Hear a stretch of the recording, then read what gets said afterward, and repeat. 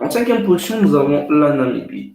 Elle dispose d'un revenu annuel dont le quart est issu des recettes d'uranium.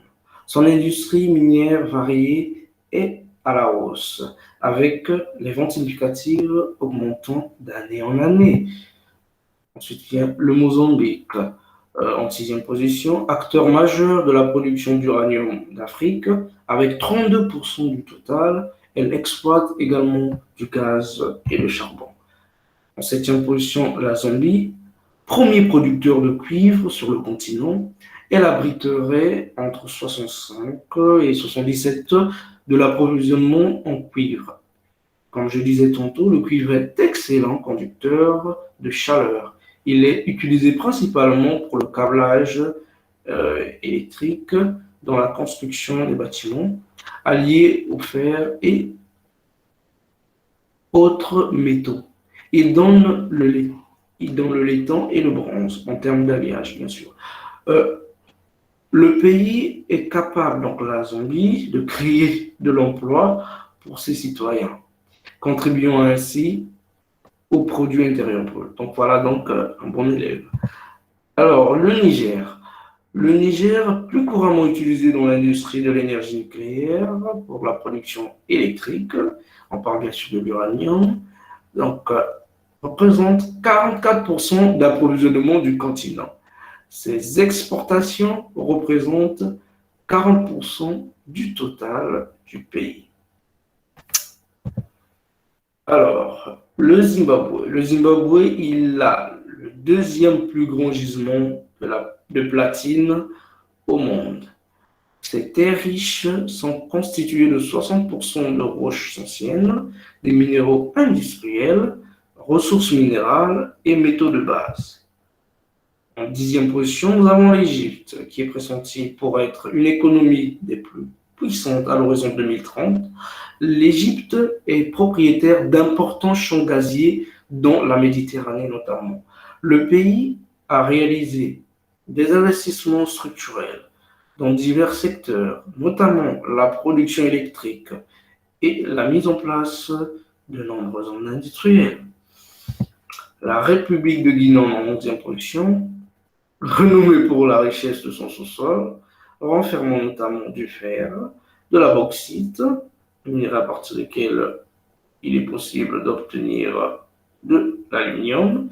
Alors, il y a du diamant, l'uranium, l'or, le pétrole, le phosphate et du manganèse. Elle couvrirait à elle seule 95% de la production de la bauxite du continent. Ah, ça. Elle dispose d'un énorme potentiel évalué à 40 milliards de tonnes prouvées de réserve. L'exploitation en quantité de son fer de qualité donne un chiffre d'affaires de 100 millions de tonnes par an. En 12e position, nous avons le Ghana. Avec 15% de la production totale d'or du continent, il se classe en deuxième derrière la nation arc-en-ciel. Son sous-sol regorge aussi de manganèse, bauxite et de diamants. Il est aussi deuxième producteur de cacao derrière la Côte d'Ivoire. La Libye de Kadhafi, enfin on peut dire ex-Libye de Kadhafi, elle dispose de réserves pétrolières plutôt, évaluées à 48 milliards de barils, la plus importante du continent. 9e au rang mondial, elle a la plus grande réserve de schiste bitumeux. Le schiste bitumeux permet d'avoir le pétrole notamment, récupérable au monde, estimé à 26 milliards de barils. Le Cameroun, Afrique en miniature, il est doté de diverses ressources ou richesses du sous-sol et du sol.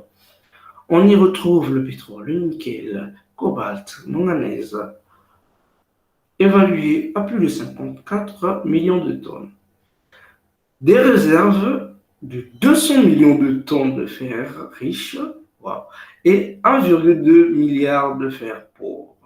La bauxite, évaluée à plus d'1 milliard de tonnes, Le pays dispose également de ressources naturelles forestières. Oui, parce que le Mayombe passe par là. Et agricoles, comme la banane plantain, le cacao ou le coton. En Guinée équatoriale, enfin, qui vient en 15e position, euh, donc, de l'exploitation des mines à la découverte des champs pétroliers, elle s'est construite. Le boom pétrolier du pays a considérablement amélioré les conditions de vie de sa population. C'est pourquoi, vous voyez, les Guinéens en tout cas de l'Équateur, ils sont extrêmement pompeux, hein. Alors, les bons élèves dans tout ça, les pays qui se distinguent, sur les industries extractives de 28 pays d'Afrique subsaharienne, seuls deux pays, non, sur 28, seuls deux pays sortent du lot, le Botswana et la Zambie. Le reste n'applique pas les normes prescrites par leur réglementation. Donc, ils sont dans le faux. Ils contournent les règles complètement. Nous allons commencer par faire ainsi l'état des lieux. Alors, d'une part, nous avons les avantages et de l'autre, les inconvénients. Côté d'abord avantages, la population jeune est en pleine augmentation, en plein essor. Oui, ça peut pour l'instant être un avantage, mais comme ça peut aussi être un inconvénient. Elle est un avantage lorsque c'est bien exploité et que la population est consciente, les jeunes sont conscients, ils ont du travail et ils sont bien formés. Euh, mais dans le cas contraire, ça peut basculer de l'autre côté, du côté des inconvénients. Nous avons des quantités énormes de ressources naturelles. C'est un avantage, même si on a été lésé, on a beaucoup volé nos ressources, comme se plaignent certains, mais n'empêche qu'il y en a tellement qu'il en reste encore. Donc, tout ça constitue une niche d'investisseurs. Les investisseurs sont attirés par les ressources naturelles. C'est une vérité indéniable. Des sources de revenus considérables. Donc, tout ça, ça représente réellement des sources de gains, hein, de profits et de retombées financières importantes. Mais bon, nous allons basculer pour cette partie, pour cette page en tout cas, voir un peu les inconvénients. L'inconvénient, d'une part, on a la non-transformation. Nous tous, on connaît que le défaut, c'est ça. On est là, on vend les matières premières en tant que telles, mais on ne transforme pas. Alors là, évidemment, lorsque les grandes puissances, les multinationales reviennent avec les produits transformés, eh bien, elles ont ce qu'on appelle de la valeur ajoutée grâce à la transformation. Alors, il y a aussi la dette plutôt.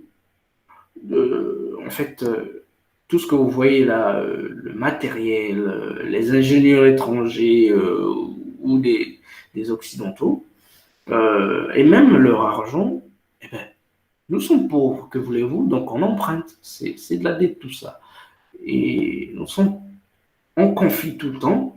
Voilà encore un point désolant, parce que les conflits ne vont pas de pair avec les affaires. Normalement, les affaires prospèrent et évoluent dans un milieu où règne la paix. Et donc, c'est pas bon pour les affaires. La main-d'œuvre inexistante, non qualifiée. Oui, on a les ressources, mais on n'a pas les gens qui ont la technicité nécessaire pour les extraire, les transformer et ainsi de suite. Le manque de technologie, ça c'est palpable. Nous avons une technologie rudimentaire, ou peut-être même dirais-je, nous n'avons quasiment pas de technologie, ça il faut l'avouer.